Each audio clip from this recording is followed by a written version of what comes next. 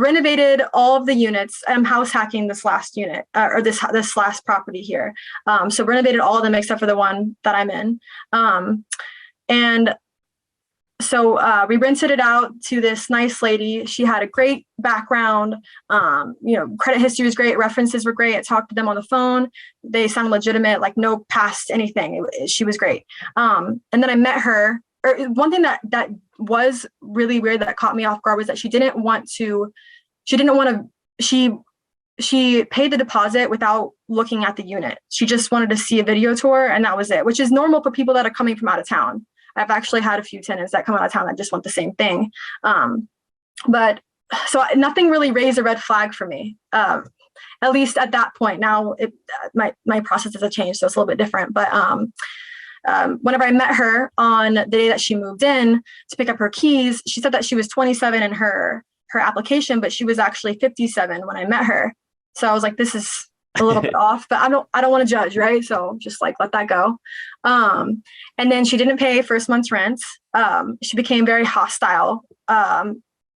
Just like texting wise, she was just very, very rude when I would message her and I tried to talk to her and call her. She didn't want to take my calls anymore. Like she flipped into a different person. It's like, I don't even know who you are.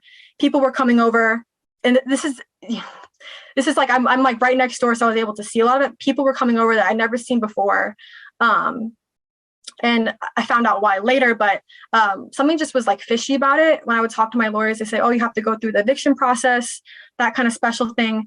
But I looked into her records and I started Googling like the company she said that she worked for, where she got her pay stubs from. And it hadn't been around for like the past 3 years. So that was false. And then I also looked into the mail and saw some of her mail that she would get to the house.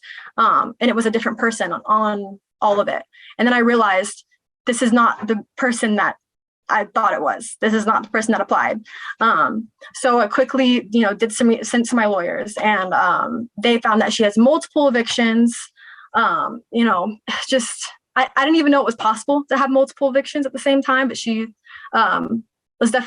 she stole someone's identity, and the way that she did it was just very professional. Yeah, I'll stop there because I feel like I'm rambling. Well, no, that's a big problem. And I will link to it in the show notes. I wrote an article on this for Bigger Pockets a couple months ago. Like this, she didn't steal it. She bought it from somebody. She went online, she paid $700 and she got an entire profile, stubs, a license, everything. And then they go in. And it's always like that. It's one of those too good to be true scenarios. So like perfect credit, no background, like in hindsight, you see like some of the flaws, like, oh man, like, but the front, and this is important for everybody to listen to. The front it makes it look so good, and they're so sweet and they're so nice.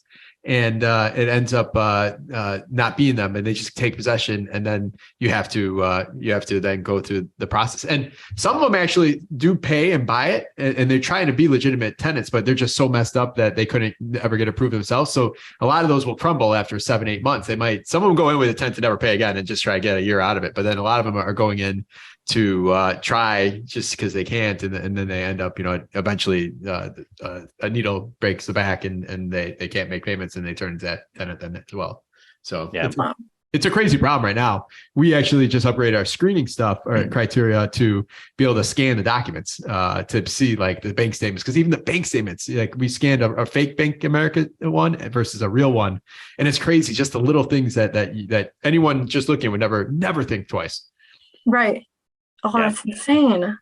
Just the Jeff Weinberg tip here. I know like with everyone that he screens, whether it's a reference or whatever, he'll be a little off with the information to see if they say anything, right? Whether you're talking the past housing provider or reference, like he'll intentionally feed them, Jeff, who's doing the screening, will intentionally feed them the wrong information to see if they correct them or not. If they don't correct them, then it's like, wait a minute, like they're saying yes to whatever I'm going to say here. And then like you get more exaggerated with it to see if they just keep saying yes and be like, all right, this is fishy here. Right. Yeah. And that's what I should have done, because all of her references I talked to were her friends. They like knew what to do.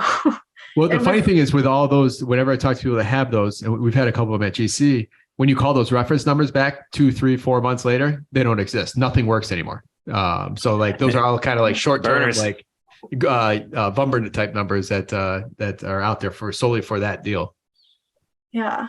Well, like what got really messy about this was not only was she not who she said that she was, she stole someone else's identity, but she also had another fake identity that I found out about too. Because I would get calls after the listing came down and everything from tenants that were like, hey, I'm supposed to move in this month. I don't have any information. And I'm like, who did you talk to?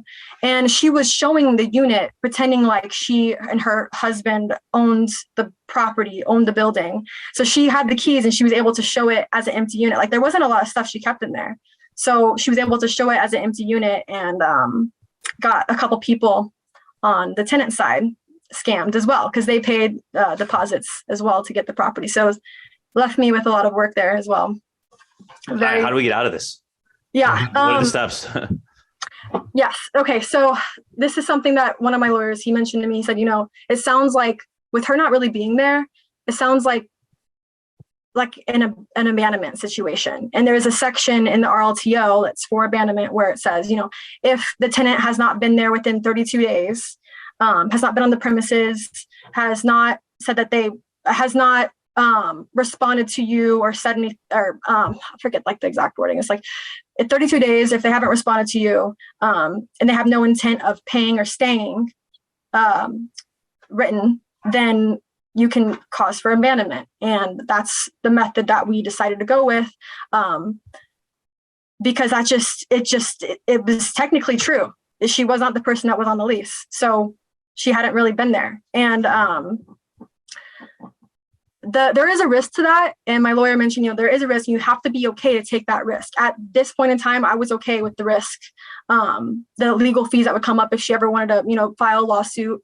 Good luck because you're going to have to file as someone that you're not. But I was okay with that at this point. So we sent the notice to her and I put up cameras so I can find out when she's there and when she's not there. And then there was like a moment in time when I knew she wouldn't be there. I went to my tenant that's above her, the one that I'm friends with, and he helped me move out all of everything that she had in there. We locked the doors, changed the keys. And by the time she came back, I had written the notice for abandonment. And then I also written another notice for, falsifying, her records and committing, class 2 identity theft, stuff like that. So she was not happy. I have the recordings of it. She was throwing everything around. It was bad. So she came back. What did she do? Like she call you screaming? No, she didn't even try and call me. Like even she stopped talking to me. She just wouldn't talk to me. So you saw it on the cameras. Yeah, that's how I knew she left. And she tried to sneak into the windows, but luckily my partner suggested to put up like the window blockers, like I don't know what they're called, like the sticks that hold it. But she tried to get in through the windows and luckily we had that. She was not happy. And she didn't even take half of her stuff with her. She just left and she had a lot of nice stuff there. I had a lot of scavengers come by and actually take most of it. She never came back. It was very odd. Well, that's good. I'm happy that worked out with not having further complications like you could have with those risks. Yeah, exactly. It's, Man, those sleepless nights, a year later, it's a funny story, right? It was I'm telling you though, when you don't know who it is, you really do worry about it more than you should. It's not like a normal eviction. It was a lot of anxiety came out of that, but I'm glad that it's over for sure.